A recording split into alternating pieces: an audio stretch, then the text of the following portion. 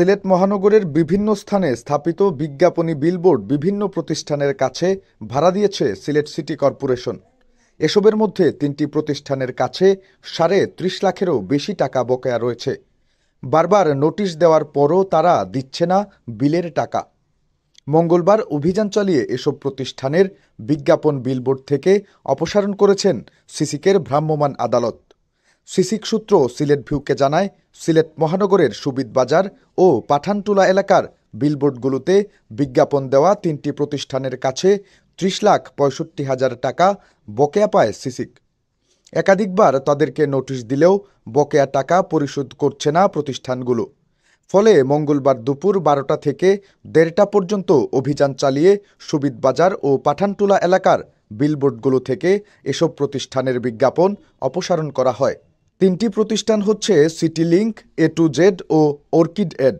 এগুলোর মধ্যে সিটি লিংকের কাছে ৫,৫২,৪৫০ টাকা, A2Z এর কাছে ১৯,২০,০০০ ও অর্কিড এডের কাছে ৫,৯২,৫০০ টাকা পায় সিলেট সিটি কর্পোরেশন। ১২ বছরের রিপ্লেসমেন্ট গ্যারান্টি নিয়ে তানভীর মেটালি প্রথম বাংলাদেশে। তানভীর মেটালের স্মার্ট পণ্য ব্যবহার করুন, স্মার্ট হন। অভিযানে নেতৃত্ব দেন সিসিকের প্রধান রাজস্ব কর্মকর্তা ও এক্সিকিউটিভ ম্যাজিস্ট্রেট মোহাম্মদ মতিউর রহমান খান। সহযোগিতা করে সিলেট মহানগর পুলিশের একটি টিম। অভিযান শেষে এক্সিকিউটিভ ম্যাজিস্ট্রেট মোহাম্মদ মতিউর রহমান খান সিলেট ভিউকে বলেন, ৩টি প্রতিষ্ঠানের কাছে দীর্ঘদিন ধরে টাকা পাওনা থাকায় এবং বারবার নোটিশ দেওয়ার পরও তারা টাকা না দেওয়ায় আজ তাদের বিজ্ঞাপনগুলো অপসারণ করা হয়েছে। আবারও তাদের নোটিশ প্রদান করা হবে।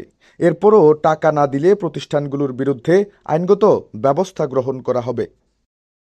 কিন্তু এই যেখানে আমরা উচ্ছেদ করতেছি, এখানে টোটাল 7টা বিলবোর্ড আজকে আমরা উচ্ছেদ করলাম।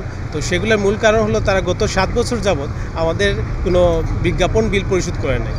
তো একটাতে 7 লক্ষ 8 লক্ষ টাকা টোটাল আমাদের এখানে আমরা দেখতে পাই 7টাতে 30,65,০০০ টাকা আমাদের পাওনা রয়ে গিয়েছে। তো যেহেতু ওনারা বকেয়া পরিশোধ করে নেয়, আমরা ইতিমধ্যে নোটিশও দিয়েছি। এখন আমরা সেই ক্ষেত্রে আমরা উচ্ছেদে গেলাম আর কি। আর পরবর্তীতে সরকারি পাওনা আদায় আইন 1913 অনুসারে আমরা ওনাদের কাছ থেকে আমাদের যে বকেয়া পাওনা আছে সেটা পরিশোধ করার ব্যবস্থা করব।